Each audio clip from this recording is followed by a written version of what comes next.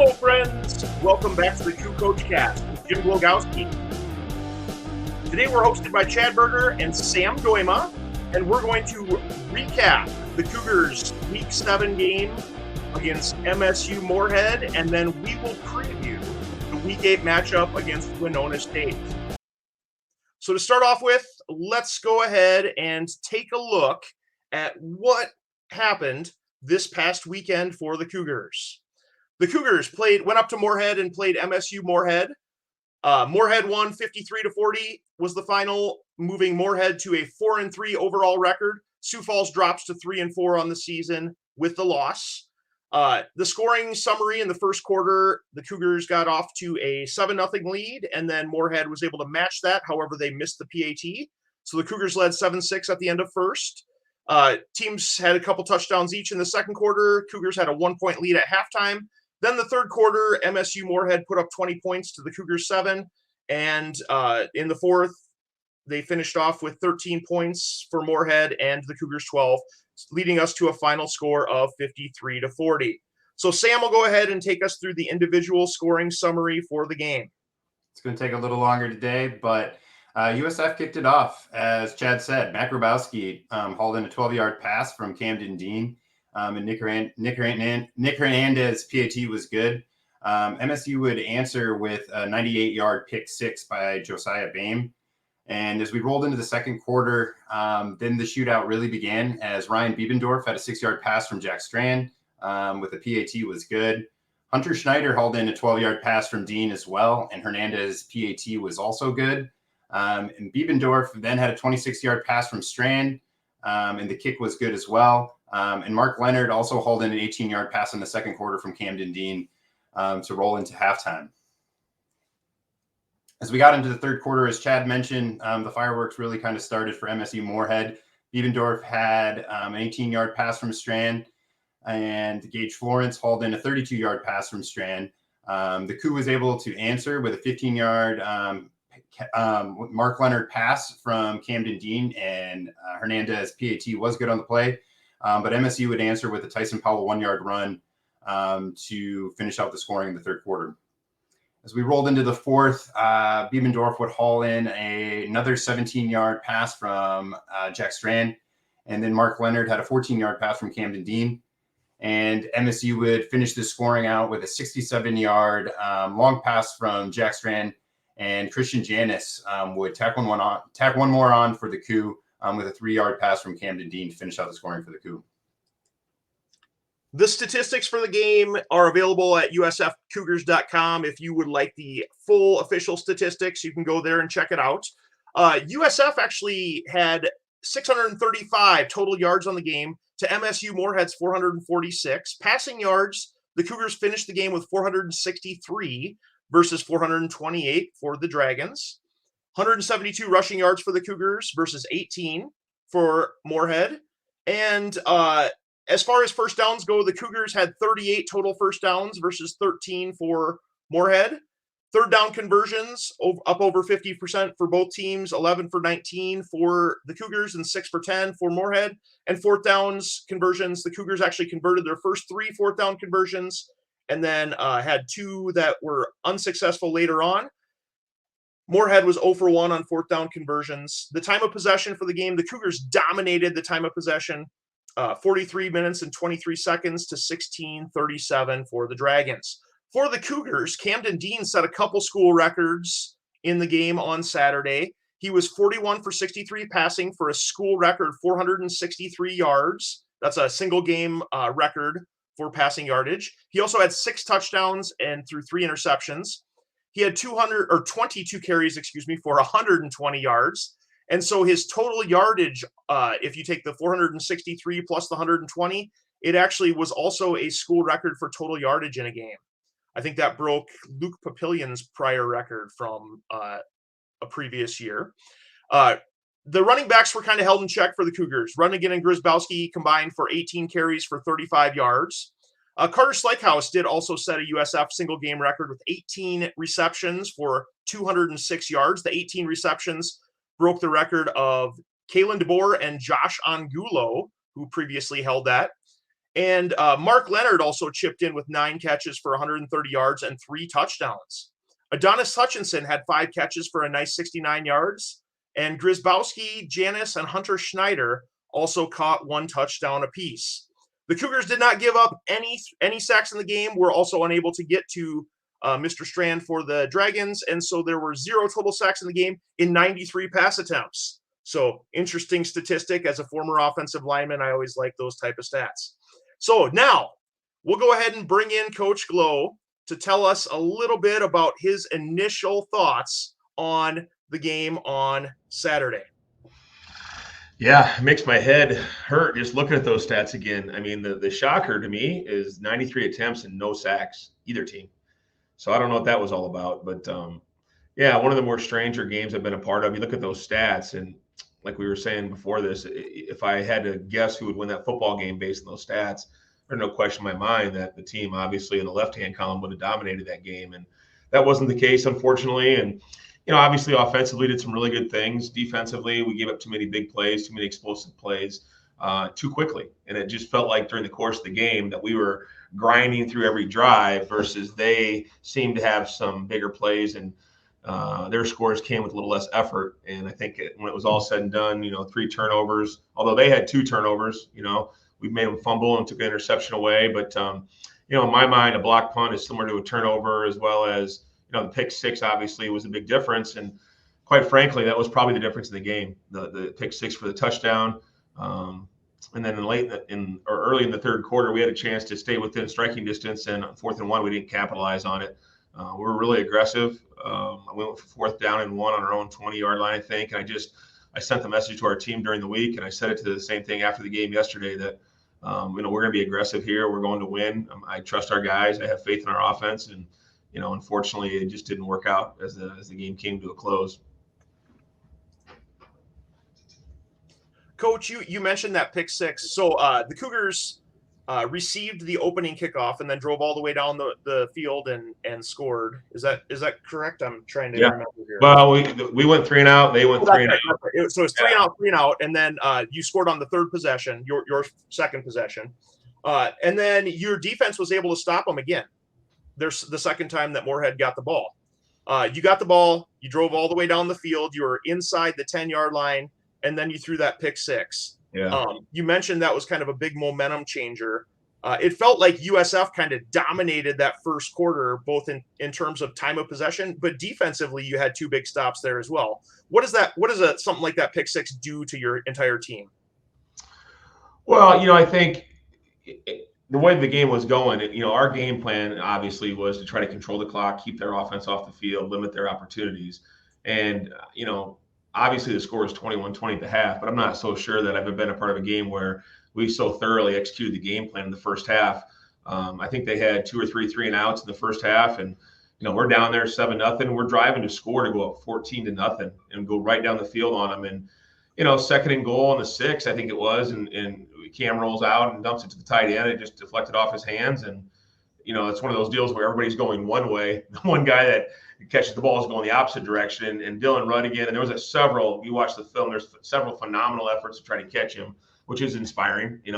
Unfortunately, he scores, and now it's 7-6. They missed the extra point, so we're still feeling good. And then the next thing we're trying to, the offense was on the field quite a bit, in the whole first quarter. And so now they're going to go right back out there again and try to go down and score again. And I don't think we got it. They scored, and the block punt happened. And, just some of those things, untimely, costly errors that we've got to get better at. And we got to do a better job of putting them in position. And, it was a huge momentum swing because you're feeling pretty good at that point. You played 15 minutes of football and you feel like you're going to be up 14-0. And instead it's a tie game. And then they went up 14 or 13-7, I think it was. But all that being said, it's 21-20 at halftime. And I really felt like they did nothing to slow us down offensively. And defensively, they made some nice catches, but they also had a short field. And I think that was kind of the story of the game. I felt like we were constantly driving a much greater distance to score than they were. And I think the stats probably tell that to some degree.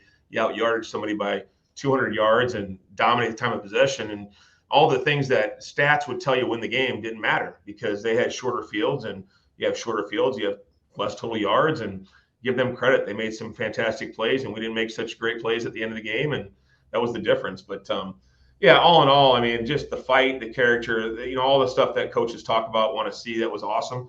Kids played really hard. They didn't quit. They never quit. They played hard all year long. And I think the frustration is that there's opportunities to make plays. And, we missed a tackle and the guy goes 67 yards for a touchdown for their last score. And we're still fighting back in the game. Had a chance for the onside kick. It bounced around 3 times and we couldn't come up with it. So, there's days like that and you just got to kind of grin and bear it and get better next week and go back to work. Coach, you mentioned you were ahead 21-20 at halftime. Came out in the third quarter, and Moorhead obviously made some, adjustments at halftime. They had 3 third-quarter possessions and scored touchdowns on all 3 of those possessions. The Cougars weren't able to match that scoring in the third quarter. So from what I saw, that was kind of the turning point in the game. What do you think about the third quarter? Yeah, I think there's 2 major third downs that really stick in my craw. On the first drive of the second half, they threw a ball down the right sideline on their side, and we're right there. And, the kid just makes a heck of a catch, and, we're right there. It's just a matter of us getting the ball out, and we weren't able to do that. And so they advanced down the field. And then the second touchdown, I think they hit a crossing route, and we got picked and rubbed, and our guy kind of got knocked off. And then we missed 1 tackle in the middle of the field, and he goes in for a touchdown. And so that seemed to be like the story of the game. A couple missed tackles here and all that kind of stuff. And their scores were just so easy. And then as we drove down the field, again, our game plan being to, we don't want to get out of our game plan because we didn't want to all of a sudden open it up and just throw it down the field. We still wanted to run the football and control the clock. But yeah, and I think we got the ball back in the third quarter and we had a 4th and 1 and we rolled out. And, unfortunately, just the receiver wasn't able to make a grab, hit him in the chest, and we dropped the ball. And, that killed another drive. And so there were some opportunities there, but we've got to do a better job on 3rd and short. That's the thing I keep going back to. And, stats are kind of misleading sometimes, but on those 4th downs that we were 3 or 5 on, we had a chance on 3rd and 1 on both of the 2 4th downs that we missed to capitalize on, and we didn't get it done. We didn't block it correctly a couple times. One time we just missed a block, and, we're pretty confident we can always get 1 yard when we line up and run power, and we were able to do it,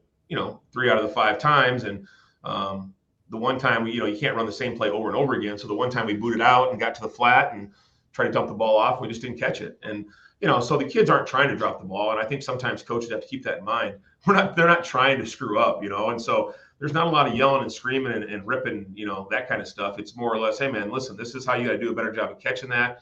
And that's difficult when you're frustrated and as players and you want to make plays and win football games. But as coaches, we've got to keep coaching, keep teaching. And as our kids get more experience, hopefully in that situation next time they'll make the play. They certainly want to win. They certainly are trying really hard to execute. We've just got to be more consistent. Coach, you mentioned something about a pick or a rub. I think we've done a good job of educating our viewers during this program. But when you say a pick or a rub from the receivers, what are you talking about when you mention those terms? Well, the thing with Moorhead, and a lot of teams do it, Augie was really good at it too. So when the 2 receivers are running the route, and you typically get a switch with the 2 receivers, there's a lot of things you can do to, let me see, how do I say this without getting a phone call from the commissioner? There's things you can do that make it challenging for the defensive back to move around other bodies in the same small area. And as long as there's no physical contact from the one receiver rubbing off of his own receiver, kind of like a basketball screen, you can't do that. They won't call it. And it's hard to see sometimes. And what a lot of teams have started to do, and Moorhead's really good at it, is they just take the one receiver and they know he's in man coverage and they run the receiver at the opposite DB so that the 2 DBs run into each other and there's no pick by the offensive guy. And we were aware of that. We practiced it all week long, and it really only happened probably 2 or 3 times the whole game. And the one time they did catch us in it, he caught it. And of course we're in man and there's nobody else there. And you're doing different things defensively. You're trying to blitz and change the pocket for the quarterback. And so, it's one of those things when they throw it, as much as they throw it, they're going to get you a couple times. And the only answer is to tackle the ball and minimize the gain. And we didn't do it on that one. We got rubbed a little bit. And as the DB was getting over the top to fight over the top of the other DB, I should say, he just got hung up a little bit and the kid made one guy miss and it was a touchdown. And so, high risk, high reward. Yeah, that's probably the best way to explain it, if that makes sense. That does. Thanks, Coach. Well, the reality of it is that, we do the same stuff on offense, and that, I don't think there's any shock to anybody out there. Nobody wants to see a 7-6 game, right? Everyone talks about offense wins games and defense wins championships, and the scoring and the way the rules are set up and the way they've changed, and you can't hit a quarterback a certain way, you can't hit receivers anymore, and it's a lot of it is safety driven, obviously, but a lot of it also has taken away, let's just say, some of the hesitation an offensive player might have in the past. Now some of that's been removed because there's no fear of being in a certain compromised position, right? And back in the day with some of the old time NFL reels, obviously you see some massive hits over the middle, and that was the way the defense used to prevent some of those catches. And nowadays, with the way the rules are set up and some of those types of things, it's a little bit more challenging from a defensive perspective, and that's probably a dyed in the wool defensive coach's perspective. But yeah, we obviously take advantage of those things on the offensive side of the ball, which is why we had almost 100 yards of offense. So but yeah, it's just the nature of the beast. You got to be able to adapt and change, and we've got to do a better job. Well, Coach, do you have any final wrap up thoughts here on the game against Moorhead? The Cougars moved to or dropped down to 3-4 on the season with the loss. What else would you like to tell us about the game on Saturday?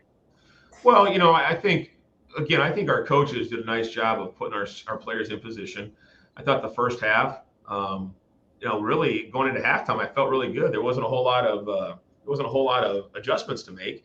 I felt like we were moving the ball offensively. Obviously, a block punt and a interception return are things that you're not anticipating, and that kind of kept the game close. But I felt really good about where we were at halftime.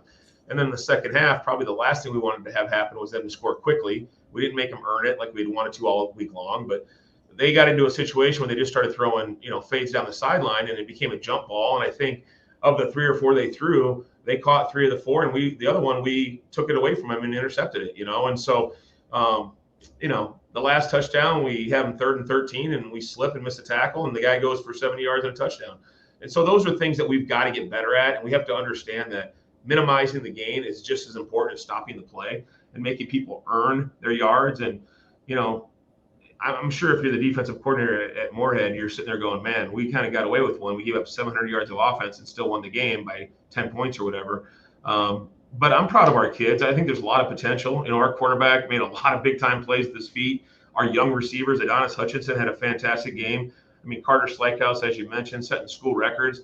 I don't think any of us would have thought last week on this call if we all talked about what could happen and setting school records and all that and scoring that many points, and that we'd be talking about losing by 10, 13 points. And that's football, because the stats don't tell the whole story, and we've got to do a better job of minimizing big plays on defense. That seems to be a bit of an Achilles heel for us. And then offensively, just keep on getting better. But it's weird because I wouldn't have thought that was the same defense that had one shutout earlier this year, or the offense only scored 7 points against Minot. So I think what we're seeing right now is such an extreme from week to week that as a head coach, my goal this week is he has to be more consistent and more, try to avoid the highs and lows and stay more consistent in our play. And that's really the focus for this week. All right, Coach. Well, let's go ahead and preview the Week 8 matchup for the Cougars. In Week 8, play against Winona State. Saturday, October 21st, back at home after a couple weeks away. So the game will be in Sioux Falls at Bob Young Field. Kickoff scheduled for 1 o'clock. You can watch on the NSIC network, or if you want to, you can listen on KWSN. The pregame show starts at 12:30. Tom Frederick, Tim Hyatt, and sideline buddy Chad Birger will be doing that show. You can listen to that on 98.1 FM, 12:30 AM, or at KWSN.com. Coach, what do we expect to see from Winona State this weekend? Honestly, I think it's going to be a team that it's kind of like looking in the mirror. I've known Coach Bergstrom for a long time. He's in his second season there. Last year, I think they were 8-3 and made the playoffs and lost in the first playoff game. But he's building a culture, and he's got a way of doing things, and he's going about it the same way we are. And I think there's no right or wrong way to do things, but I think you have a plan, you stick with it. And the one thing I know about Coach Bergstrom is they're going to be well disciplined. They're not going to beat themselves. They're going to blitz on defense. They're going to get after us up front. I know against Augustana, they were up, I think, up 28-24 at halftime, and really made some plays on special teams. So they're well coached that way. So I would expect a very physical, very physical game. You look at some of their scores, and gosh, they look very similar to us, in some of those scores. And, I think they're probably trying to find themselves as well, too, with graduation and some of the losses they sustained. And in the second year of the program, he's still trying to build his culture and his roster. And so, two teams that are 3-4 that are going to be hungry for a win and probably going to pull out all the stops to get to 500. And I think this is one of those games that when you look back on it in the offseason, you're going to say, hey, listen, that could have been a turning point game for us. And I certainly expect our kids to be fired up to play. The one thing with our guys is, we've gone loss, win, and loss, right? And so we just if that's not indicative of our season right now, I'm not sure what else is as far as just the inconsistencies. And so what we're looking to do is do more about what we can control and less about what they're going to do. I think you're going to see a more traditional type of offense and defensive scheme, whereas with Moorhead or even like a Minot, that was a little bit more extreme, right? Run and pass. So, more of a similar look that we're going to have here, and chance for us to get better and play at home, which we're excited. I feel like we've been on the road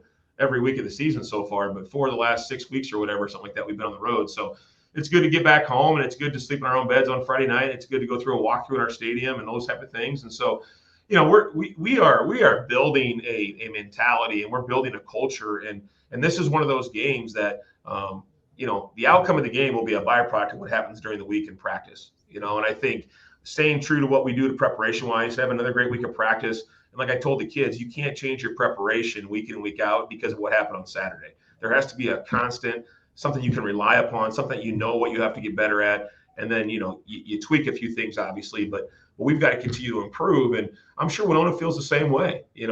Obviously, we all want to win championships. We all want to go to the playoffs. And those things might look a little bit more, cloudy right now. But, for us, getting better week in, week out will be the case whether we were 7-0 or 3-4. We've just got to improve from last week, and that's what we're going to try to do. Coach, you mentioned that you've kind of went every other week, loss, win. Winona's actually done the same this year. So it's interesting. This will be the pattern buster game, I guess. Something's got to give, right? Something's got to give. Something's got to give here. I think, I know Coach Birger. He's a great man. He's a wonderful person. I consider him a friend of mine. I got a lot of respect for him. We've coached against each other. I see him a lot on the camp circuit. Tremendous person. He does a great job with his kids. And I look forward to competing against him. We actually talked on the phone last night. He was talking about travel and all that stuff. And there's a few relationships in this league that you have with guys that you just got a lot of respect for them, and I'm excited to compete against them. I know that'll be a good, clean football game. I know they're going to be physical, and I know that they expect us to be physical. And so, for us, we talk a lot about not playing to the logo on the helmet, and whether we're playing Moorhead or we're playing Winona, the logo, it's irrelevant, right? It's about us executing and our ability to week in and week out be consistent. And I think right now with our football team, we were talking as a staff, I think we have 85% of our football team is freshmen and sophomores. And so we're laying the foundation while we're trying to win football games. And so I don't want to alter how we do our plan and how we run our program just to get that victory, because then you start kind of grab bagging, and you're just trying to do whatever you can to win the game. And that's certainly the case on Saturdays. But during the week and the preparation, there has to be some consistency so the kids can feel comfortable about what's going to happen on Tuesday, Wednesday, and Thursday and get better. And I know talking to Coach Bergstrom, he feels the same way. We were both frustrated about being 3-4. Nobody wants to be 3-4, but to get to 4-4, being frustrated is not going to help, right? We've got to go back and examine the film, see what we're not doing well in practice, and just improve on it. Yeah. So as I mentioned, that kickoff this weekend, 1:00. Come on out to the tailgate party. It's usually a good time. The Coup Football Legacy Association has a good showing out there. Won't mention more about that later on, but come out, tailgate at the Bob, check out some football. Maybe bring a jacket or something. It's not going to be hot like it was the last few games that we've had at usually a good time. It's usually a good time. I don't know if the CFLA would like that. It's always a good time. It's a great time. Hey, it's going to be 60 degrees on Saturday. You get to watch the Coup at home. It's Saturday in October. I mean, it's college football Saturday. I think, not to get all off track here, throw the script off, but I mean, we're a football team that's working really hard to get better. And I want to make sure our fans and everybody else knows that no one's happy being 3-4, myself included, right? But being mad and yelling and screaming is not going to make our kids get better. And so they want to be as good as anybody. They want it more than our fans do. And so it's going to be a beautiful Saturday. It's always a great time at the CFL tailgate. I know a bunch of those guys are out of Washington, so it may not be exactly the game day atmosphere that they experienced last weekend out in Seattle. But, man, it's going to be the best game day atmosphere in Sioux Falls this week. So let's go. Let's get after it, and let's enjoy a Saturday, watch the Cougs play, and cheer us on to a victory. That's what I'm talking about. And the show right there, Chad. There's our bit. We're just going to plaster that on the radio right now. That's it. We got to talk about my favorite candy. We haven't got to that point yet. Oh, yeah. Right. We've got to get to the hard-hitting stuff first. Where's the All question? right. I love the passion, though, Coach. For real. That's great. Love it. All right. Well, let's hit up the mailbag here, and then we'll wrap up the show. Austin from G-Town chimed in. He loves a good tight end. Tell us about the group of tight ends that you have, and they're really having a lot of success and driving a lot of what you do offensively this year. How do you continue to highlight those tight ends? Well, the first thing I would say is our tight ends, we have what's called a Y. That's what we call the tight end who's on the line of scrimmage and more of a blocking tight end. And then we have a J, who's essentially a poor man's version of a fullback. And for us, a lot of our formations, you're going to see us in 2 or 3 tight end sets. We travel 5 tight ends on the road. It's a really big part of our offense. They give us the physicality of a blocker as well as the athleticism of a fullback. And so we like those guys to be 6'3", 6'4", 245 pounds. And unfortunately for us, we've got 3 of them. They're all the same age. They're all fifth-year juniors. They can all 3 come back, or they can graduate and move on. I know, Hunter's a nursing major, and he might very well move on in his career. And Travis is a guy that he got married last summer, and he's actually going to try to apply to the grad program here at USF. And then, Mark is a guy that had some injuries issues last year, and this year he's become a really important factor of our offense, but he can graduate as well. So, and then we have some young guys, like a Dalton Wood, and he's a 6'7", 245-pound redshirt freshman that plays a lot of special teams, is the 4th tight end in that package. And so that's a really exciting position for us. I think it's been a position of strength. They're very multiple. You put them in motion and throw it to them in the flat. You throw the ball down the middle of the field. I think they had a couple touchdowns this past weekend, but they're really a big part of our offense. And they're a matchup problem for linebackers. And then they're a bigger body guy that can catch the ball as well as block. And so for us, that's as long as I'm here, being physical. The old days of lining up in the I, like Nebraska used to do with a 245-pound, 5'11" fullback. That's not necessarily what we're trying to do. We're trying to get a more athletic, taller, bigger version. Basically, think of it as a super, super athletic offensive tackle who can be physical like a lineman and be athletic like a running back. And that's kind of what we try to do. So like a tackle that can catch, basically. Yeah, pretty much. If back in the day, if they had to spread the ball around, what you would have done, flushed you out a little bit. Yeah, there we go. All right. Another question here from Laker, from the land of 10,000 lakes. Laker is wondering, besides USF, what school in the NSIC has the best game day atmosphere and why? Man, that's a loaded question, Laker. He should know, man. He's been everywhere multiple times. He probably likes the place that has the best chocolate milk. That's kind of Laker's thing. He loves the cold, frosty chocolate milk. But I would say, you start with us. I think we've got a better than average or, a pretty solid game day experience. I don't want to use the words that you use, but I think it's a phenomenal tailgate atmosphere. What we had against the Augustana, Sioux Falls, Key to the City game was as good as I've seen game day atmosphere. But I think every place has its unique spots. I've been to Duluth a couple times. They've got a flyover with jets and a huge American flag that covers the field with Harley Davidsons revving up. They got people drinking in the end zones. I mean, it's a pretty cool atmosphere.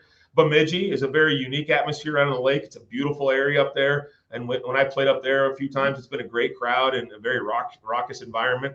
I haven't been to Northern yet. I haven't been to the new state. Well, I guess I was there one time, but a little bit different, a night game, and you're kind of away from the home stand, so you don't get a whole lot of interaction with the home fans. But, they got a great scoreboard. Concordia St. Paul. Concordia St. Paul has fireworks during the national anthem, which is the Rockets Red Glare, which is pretty sweet. That's got a great that's probably the best national anthem I've been a part of as far as singing it and then the Rockets and all that good stuff. And so that's pretty cool. Trying to go through the whole thing. Yeah, Mankato is really cool. It's just the fans are right on top of you. They usually have a really good crowd, especially early in the season. If you're playing them on homecoming or in the first opener, that's a packed house, and that's exciting that way. I'm trying to go through Augustana. Again, kind of a unique situation at Augustana because you locker underneath the stadium and you walk into the stadium up on the grass and the hill by the scoreboard. So you don't really have a lot of interaction. And nowadays with the NSIC allowing, some of the schools are allowing beverages, adult beverages at the games. And we had a very unique situation this past weekend where the crowd's into it and they're yelling things at you and all that kind of stuff. So that stuff makes it fun too. But that's a long answer, but I don't know if anybody has the best. I just think there's a lot of cool places where people care about their programs in their towns, and I'm all for that. It's just phenomenal when people care, and you want to be at a place where the game matters. And I think I've been fortunate enough in this league to be around some of the big time games, and I would say the USFQ, the city game, is as big a one as I've been a part of. That was really a lot of fun. I look forward to more of those in the future. All right. Sam, do you want to ask the question from Jeff? No, absolutely. Coach, you talked about this earlier in the program, just as far as things you're building in week in and week out, just to build the program you want to mold it into. But what are some specific things that you're doing? Some new traditions that maybe you're starting to do that, or maybe some old traditions that you're borrowing from, not borrowing, they're part of it's your program now, but that you're keeping on. What are some of those specific things that you guys are doing week in and week out to really mold the program how you want it? Yeah, it's a great question. I think the one thing that I keep coming back to is, Bob Young and what he started here. And I'm a real big believer in tradition. And one of the things that excited me about this job was the ability to maintain some of that stuff. And it's interesting. So as I mentioned earlier, some of the former players went out to Washington for the game this weekend. And I don't know if the viewers can see this, but this was a picture that Rocky Rayfield sent me, and him and Alex Anderson and some of the guys were out there at Washington. That's a picture of Washington's team room. And I know you can see what that says there. How cool is that? That in Kalen DeBoer's team room, he's got a Bob Young quote that says winners win. And, the longer I've been here, I really didn't get it when I first got here. And now as I've learned more about that, to me, that is a tradition of what USF is about. And for most people that don't understand, the way I understand it was, Bob Young talked about winners win because that's what they do, because it doesn't matter about football fields, it doesn't matter about buses, it doesn't matter about pregame, postgame meals. It matters about if you're a winner, you find a way to win. That may be the best tradition of this place, period, that I want to try to keep alive and well.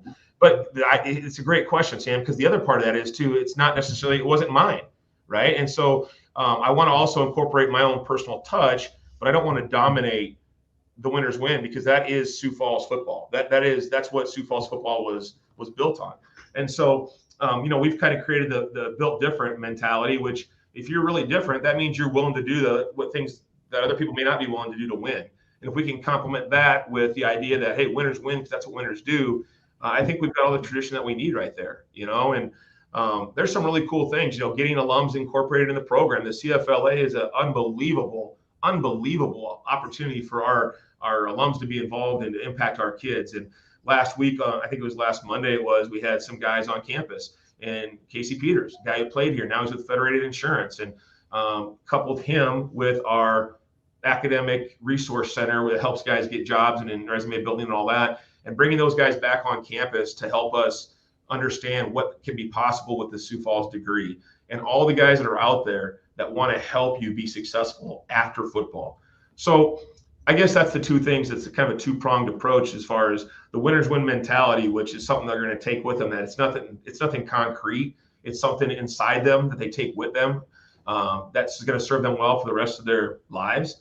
And the other piece of that is the actual concrete part, which is the connections and the people that they're able to kind of, basically bond with, so that down the road we have something that's really traditionally strong and vibrant. And it's more than just winning games. It's more than just facilities. It's a connection, and a human connection. And I think that's really what I would think. And I didn't know Bob Young very well. I did have a chance to talk to him a little bit before he passed. But I think if you were to ask the folks that were around him, I think that's pretty consistent what I picked up on what you're trying to create here. And just by doing things the right way and getting really good kids, he won a national title. But Bob Young was here a long time before he won a national title. So it doesn't happen overnight. And I think I look back on it, and once you get it up and running and you're able to keep it going, then you have a succession of national championships, because winners win, right? And so quite frankly, that's what I'm more excited about. And I believe me, I want more wins than anybody, right? I mean, I'm all in. My family moved here. This is my home now.